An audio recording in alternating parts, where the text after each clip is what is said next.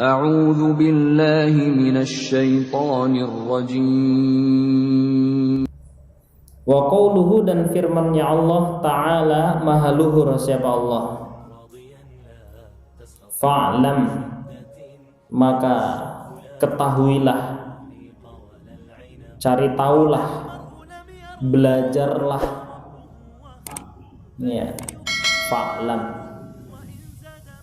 maka belajarlah, cari tahulah, ketahuilah, annahu, bahwasanya la ilaha illallah. Ini perintah langsung Allah untuk belajar tauhid. Ya, perintah langsung Allah dalam surat Muhammad ayat 19 agar kita mau belajar tentang tauhid. Karena apa? Tauhid itu bukan ilmu yang gampang dipelajari. Harus betul-betul pelan-pelan. Ada sebuah cerita, ya, seorang syekh itu mengajarkan kitab tauhid kepada murid-muridnya. Ternyata beberapa hari kemudian ada orang yang pindah ke rumah yang baru. Nah, ketika dia pindah ke rumah yang baru ini kemudian diganggu oleh jin. Lalu ada orang pintar yang datang memberitahu, kalau kamu tidak ingin diganggu maka kamu sembelih ayam. Terus dia mau nyembelih ayam. Syekh yang mengajar ini begitu terpukul dengan hal ini. Dia ngajar tauhid, di lingkungannya ada orang yang syirik. Lalu disampaikan di forum, tahu enggak kalian, kenapa kita itu harus belajar tauhid? Bahkan di lingkungan sini kita sudah belajar tauhid, masih ada orang yang syirik. Ya, waktu itu kan murid-muridnya mengusulkan, lo bisa ya jangan tauhid-tauhid, hatam bolak-balik itu, masuk ya itu lagi, wis sedikit panjang lebar, wis hatam bangga diulang-ulang. Katanya seperti itu.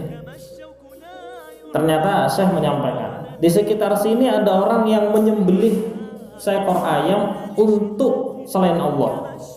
Apa jawabnya murid-muridnya? Mereka mengatakan, ya semoga Allah memberi hidayah. Reaksinya gitu. Itulah orang-orang musyrik yang disesatkan oleh Allah. Mudah-mudahan Allah memberi hidayah. Besoknya Syekh ini menguji muridnya, apakah tauhid itu sudah masuk ke dalam hatinya atau belum. Akhirnya bagaimana? Akhirnya dia ngomong murid-muridnya besoknya, ternyata saya cross check ke rumahnya orang tersebut, ternyata orang tersebut tidak menyembelih ayam untuk jin. Alhamdulillah. Mereka cuma zina antara anak dengan ibunya, tiap hari zina. Ngamuk saudara. Wah, ini harus dibrengok, harus dilaporkan, harus di ini. Lalu Syekh itu menjawab, kenapa kalian reaksinya begini? Oh, zina tok sama ibunya kok sampai ribut. Loh, itu melanggar, suwakeh dia ngomong. Berarti tauhid kalian belum masuk. Orang berzina dengan ibunya itu dosa besar.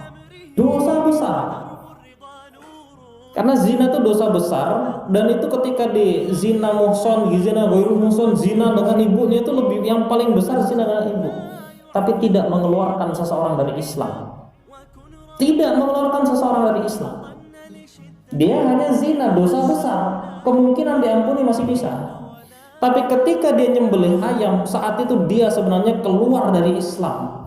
Dan seandainya tidak bertaubat, kholidina fiha abada. Kenapa kalian dengan dosa yang membuat orang itu tidak keluar dari Islam lebih peduli daripada dosa orang itu keluar dari Islam? Ketika dikabari syirik, cuma reaksinya begini. Oh iya, mudah-mudahan Allah memberi hidayah.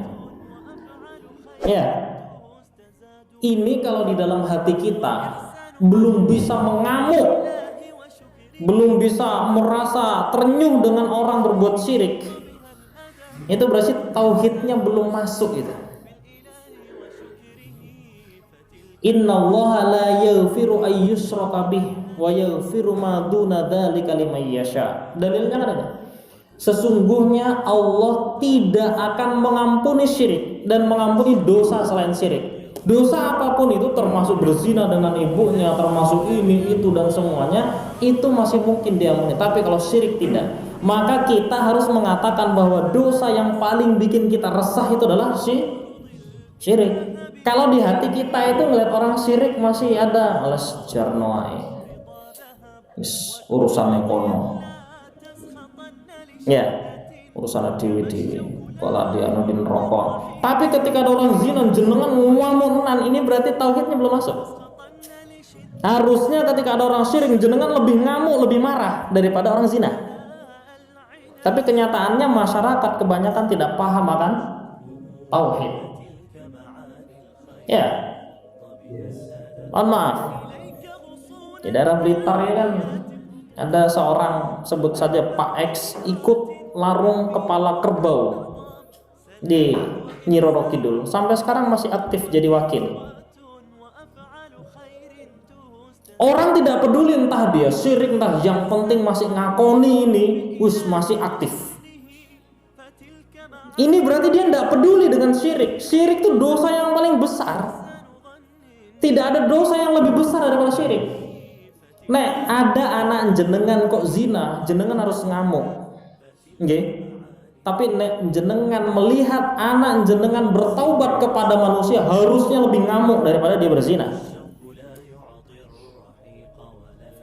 Ada orang nyuruh, kamu tidak usah sholat. Ngamuk kan? Larang sholat. Harusnya lebih ngamuk kalau sampai disuruh taubat kepada manusia. Karena ini masuk ranah syirik. Kan taubat itu kan ibadah. Ibadah itu hanya untuk Allah. Ketika taubat dibelokkan kepada selain Allah, itu syirik. Harusnya lebih ngamuk sampai. Kadang-kadang karena tidak ngerti tauhid, ya ini kan niatnya tengkurap, tak pura-pura taubat meskipun hati saya tidak. Loh, disuruh syirik kok tak pura-pura. Itulah sama dengan di kitab Mulakhos, mudah-mudahan kita nanti bisa sampai ke sana.